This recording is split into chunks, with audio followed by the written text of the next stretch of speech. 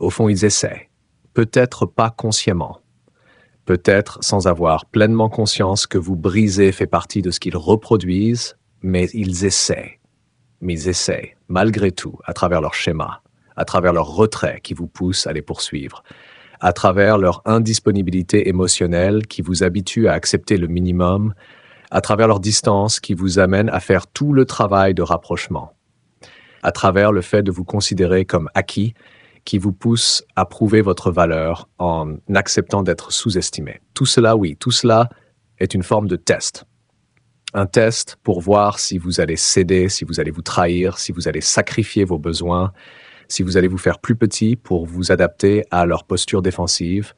Un test pour voir si vous allez vous abandonner afin de préserver leur confort. Souvent, ce test est inconscient. C'est un système blessé qui cherche à vérifier: êtes-vous une personne qui restera, peu importe la manière dont on vous traite? Êtes-vous quelqu'un qui tolérera indéfiniment ces schémas? Quelqu'un que l'on peut tenir pour acquis sans conséquence? Une personne sûre selon leur propre définition blessée. Quelqu'un qui ne part pas, qui ne pose pas de limites, qui n'exige pas de changement. Et la plupart des gens cèdent, ils se perdent en essayant de s'adapter. Ils réduisent leurs besoins jusqu'à disparaître. Ils deviennent méconnaissables en tentant de maintenir la relation. Mais parfois, quelque chose de différent se produit, quelque chose que cette psychologie défensive n'avait pas prévu. Vous ne cédez pas, vous maintenez vos limites malgré la pression, vous respectez vos besoins malgré leur schéma, vous restez entier. Et lorsque cela devient clair pour eux, tout change. Dans un monde où les relations semblent parfois fragiles, incertaines, voire épuisantes, une question essentielle se pose. Jusqu'où faut-il aller pour aimer sans se perdre soi-même? Sur la chaîne Psychologique Tranquille, nous explorons aujourd'hui une réalité souvent silencieuse mais profondément vécue. Ces dynamiques où l'un donne, s'adapte, attend, pendant que l'autre se retire, teste ou garde ses distances. Ce que vous allez découvrir ici n'est pas un jugement, mais une prise de conscience. Une invitation à comprendre ces mécanismes invisibles qui influencent nos comportements affectifs, souvent hérités de blessures passées. Car derrière certains silences, certaines absences ou certaines hésitations se cachent des stratégies inconscientes de protection. Mais que se passe-t-il lorsque, face à ces dynamiques, vous choisissez de ne plus vous effacer? Lorsque vous décidez de rester fidèle à vous-même, sans céder à la peur de perdre l'autre. Ce moment-là peut tout transformer. Cette vidéo vous aidera à reconnaître ces schémas, à préserver votre équilibre émotionnel et à construire des relations plus saines, basées sur le respect mutuel. Parce que aimer ne devrait jamais signifier se diminuer. Cela crée une prise de conscience. Leur stratégie habituelle ne fonctionne pas avec vous. Cela les oblige à envisager autre chose, car leurs comportements ne produisent plus les résultats attendus. Cette crise, celle de schémas devenus inefficaces, peut ouvrir la porte à une transformation. Elle peut les pousser, enfin, à regarder leurs blessures au lieu de simplement répéter leurs mécanismes de défense. C'est le moment où leurs habitudes rencontrent quelqu'un d'inébranlable et échouent. Le passage de schémas efficaces à des schémas inefficaces constitue le deuxième basculement lorsqu'ils réalisent que vous ne cédez pas. Le troisième basculement est encore plus décisif. Ils sont contraints de choisir. Soit ils font le travail nécessaire pour évoluer et devenir à la hauteur d'une relation équilibrée, soit ils s'éloignent, incapables de maintenir leur position défensive face à quelqu'un qui pose des limites claires. Jusqu'ici, ils n'avaient jamais eu à choisir. Leur schéma fonctionnait. Les autres cédaient. Les relations continuaient, même déséquilibrées. Aucun changement n'était nécessaire. Mais votre fermeté change la donne. Elle supprime l'adaptation unilatérale. Elle rend impossible une relation confortable sans évolution. Ils se retrouvent alors face à une alternative inconfortable. Évoluer ou partir. Évoluer demande un effort profond. Partir signifie reconnaître qu'ils ont perdu quelqu'un de précieux, faute d'avoir su changer. C'est cette tension qui crée une véritable transformation ou une rupture. Ne pas céder est plus puissant que poursuivre. Le paradoxe est là, poser des limites crée un changement que l'adaptation n'a jamais permis. Comprendre pourquoi rester fidèle à soi-même fonctionne là où se sacrifier à échouer révèle une dynamique essentielle. Lorsque vous vous adaptiez constamment, vous leur appreniez, sans le vouloir, que vous étiez malléable. Chaque compromis renforçait l'idée qu'ils pouvaient conserver la relation sans jamais évoluer. Pourquoi changerait-il si vous acceptiez tout? Votre patience, votre amour, vos efforts perdaient leur impact, car ils validaient leur schéma. À l'inverse, vos limites envoient un message clair. Vous êtes sérieux. Vos besoins comptent. Ils ne sont pas négociables. Et chaque conséquence appliquée démontre que leurs comportements ont un coût réel. C'est cela qui crée la motivation que l'adaptation empêchait. Le désir de changer naît lorsque rester identique devient plus coûteux que d'évoluer. Vos limites instaurent une nouvelle réalité. Une relation saine exige un effort réciproque. Ne pas céder prouve aussi une chose essentielle, vous vous respectez. Et le respect de soi engendre le respect des autres. À l'inverse, le sacrifice constant peut, avec le temps, engendrer une forme de mépris silencieux. Pas forcément conscient, mais réel. Car lorsqu'une personne s'abandonne elle-même, elle envoie le signal qu'elle ne se considère pas comme digne d'être respectée. C'est ainsi que naît le déséquilibre. Mais lorsque vous restez solide, lorsque vous ne vous trahissez plus, quelque chose change profondément. Vous devenez une personne qui impose naturellement le respect, une personne qui ne peut plus être prise pour acquise. Et c'est souvent à ce moment-là que la relation révèle sa véritable nature. Parce qu'une personne qui se respecte suffisamment pour maintenir ses limites, quel qu'en soit le prix, est une personne digne de respect. Refuser de céder sous une pression qui briserait la plupart des gens révèle une force intérieure qui impose naturellement le respect. Le simple fait de rester fidèle à vous-même montre que vous vous accordez de la valeur, et cette démonstration suscite, en retour, leur respect. Ce respect transforme profondément la dynamique. On passe d'une posture où l'autre se sentait en droit de recevoir vos sacrifices à une prise de conscience. Il faut désormais mériter l'accès à quelqu'un qui se respecte trop pour accepter un traitement insuffisant. Le respect de soi crée une dynamique que le sacrifice n'aurait jamais pu instaurer. Ne pas céder leur enseigne que vous êtes une personne digne, capable de faire respecter sa valeur. Cela instaure un cadre clair. Vous n'acceptez pas moins que ce que vous méritez. Là où l'adaptation constante empêchait cette reconnaissance, votre fermeté la rend possible. Le retournement essentiel, se choisir soi-même, vraiment. Cependant, un point mérite une attention sincère. Si vous restez fort uniquement pour prouver que vous êtes incassable, il est important de vous interroger. Êtes-vous réellement centré sur vous-même? Ou encore orienté autour de l'autre? Pourquoi ne cédez-vous pas? Est-ce parce que vous vous respectez profondément? Parce que vous choisissez de préserver votre équilibre, niézavissime du résultat de la relation? Ou bien cherchez-vous à démontrer quelque chose, à obtenir une reconnaissance, à provoquer un changement chez l'autre? Si votre force est utilisée comme une stratégie pour influencer l'autre, alors vous restez, d'une certaine manière, dépendant de sa réaction. La véritable solidité n'a pas besoin de spectateurs. Elle n'est pas une démonstration.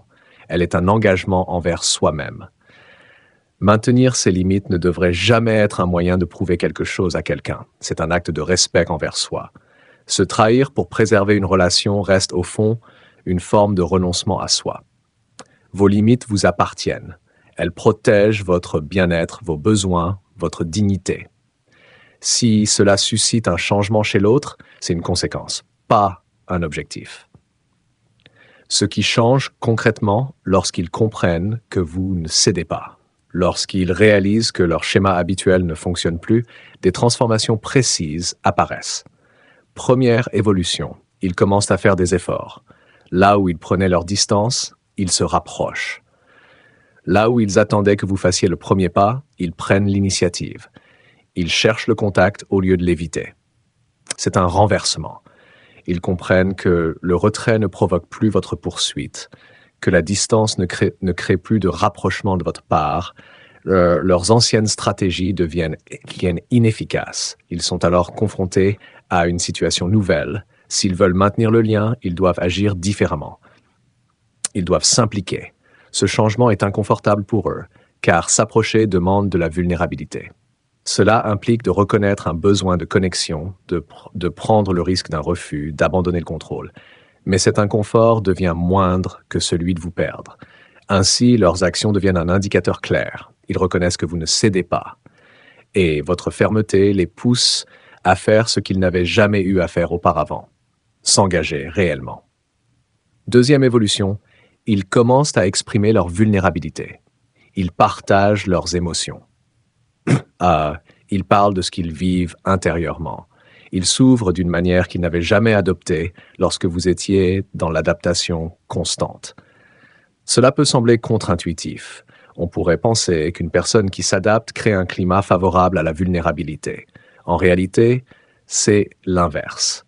L'adaptation crée du confort, mais pas de sécurité. Elle permet à l'autre de rester dans ses mécanismes de défense, sans conséquence. Mais lorsque vous ne cédez plus, vous instaurez quelque chose de différent, une véritable sécurité émotionnelle. Car une personne solide montre qu'elle ne va ni exploiter la vulnérabilité de l'autre, ni en être déstabilisée. Votre stabilité devient un repère. Elle montre que vous êtes capable d'accueillir une émotion sans la juger, sans la manipuler, sans vous effondrer. Et c'est précisément cela qui rend l'ouverture possible. Leur vulnérabilité devient alors un indicateur clair. Ils se sentent plus en sécurité face à votre force que face à votre ancien sacrifice. Troisième évolution, ils commencent à respecter vos limites. Ils ne se contentent plus de les entendre, ils les respectent. Ils cessent de les tester. Ils prennent en compte vos besoins au lieu de les ignorer. Ce changement est le résultat direct d'une chose essentielle, la cohérence entre vos paroles et vos actions. Lorsque les limites étaient simplement exprimées mais jamais appliquées, elles perdaient leur valeur. Elles devenaient négociables, ignorables, sans conséquence. Mais lorsque vous commencez à les faire respecter, tout change. Vous montrez que vos besoins ne sont pas des suggestions, mais des exigences légitimes. Vous démontrez que chaque dépassement a un coût réel. Et c'est cette réalité qui crée le respect. Le passage d'un test constant à un respect sincère est une preuve claire. Ils ont intégré ce que vos actions leur ont enseigné. Les deux issues possibles, lorsqu'ils comprennent que vous ne cédez pas. Lorsque cette prise de conscience s'installe, deux directions deviennent possibles. Première possibilité, ils choisissent d'évoluer. Ils comprennent que leur schéma ne fonctionne plus, que la relation ne peut plus continuer sans changement. Et ils prennent une décision, faire un travail sur eux-mêmes. Ils peuvent alors chercher un accompagnement, entamer une réflexion profonde, à affronter leurs blessures, développer leur capacité à s'ouvrir et à construire une relation plus saine. Ce choix est souvent motivé par une réalisation importante. Une personne qui se respecte et qui ne se brise pas est rare. Et cette rareté peut donner envie de devenir à la hauteur. Votre fermeté crée alors une crise constructive, une tension suffisante pour déclencher un véritable travail intérieur. Et lorsque ce travail est sincère, il dépasse même la relation. Il devient une évolution personnelle durable. La transformation authentique est le fruit d'un travail profond et durable. Elle implique que l'autre développe des capacités qu'il ne possédait pas auparavant. Mais cette transformation s'accompagne souvent d'un décalage dans le temps. Elle peut arriver trop tard pour vous être bénéfique. Après des années d'efforts sincères, il est possible que vous soyez déjà parti, que vous ayez avancé ou que vous soyez avec quelqu'un qui possède déjà cette maturité. À ce moment-là, cette transformation devient simplement une information intéressante sur une personne qui n'occupe plus une place dans votre vie.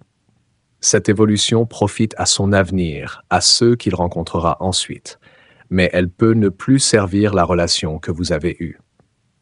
Votre capacité à rester ferme a peut-être été le déclencheur de ce changement. Pourtant, en maintenant vos limites, vous n'êtes plus là lorsque ce changement se manifeste. Ces deux réalités ont leur sens. Votre solidité a créé une prise de conscience chez l'autre. Elle vous a aussi permis de préserver votre liberté, pendant que cette personne accomplissait un travail qui aurait dû être fait bien plus tôt. Deuxième possibilité, il part parce qu'il ne peut plus rester dans un confort défensif. Votre intégrité rend la relation inconfortable pour quelqu'un qui ne souhaite pas évoluer. Son départ révèle ses priorités. Il montre que sa zone de confort est plus importante que la relation. Il met en lumière son refus de faire le travail nécessaire. Ce départ est une forme de vérité. Il vous montre, sans ambiguïté, que cette personne n'est pas prête à répondre aux exigences d'une relation saine. Il choisit lui-même, mais une version limitée de lui-même, plutôt que la croissance. Il n'est pas prêt pour une relation avec quelqu'un qui se respecte profondément. Et pourtant, ce départ vous sert. Il vous évite des années d'attente inutiles. Il vous offre une fin claire plutôt qu'une lente dégradation de la relation. Il vous libère pour rencontrer quelqu'un qui est déjà prêt ou qui est réellement disposé à évoluer. Oui, cela fait mal. Mais cette douleur apporte une clarté précieuse.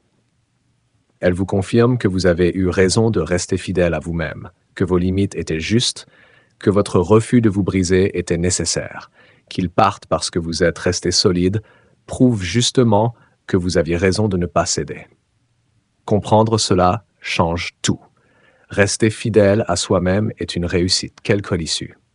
Si l'autre évolue, cela prouve que vous méritez quelqu'un capable de faire ce travail. Si l'autre part, cela prouve que vous étiez face à quelqu'un qui ne pouvait pas vous offrir ce que vous méritez. Dans les deux cas, vous gagnez en clarté, en dignité et en liberté. Votre valeur ne dépend pas de leur choix, mais de votre capacité à ne pas vous perdre pour être aimé. Et cela est une force rare.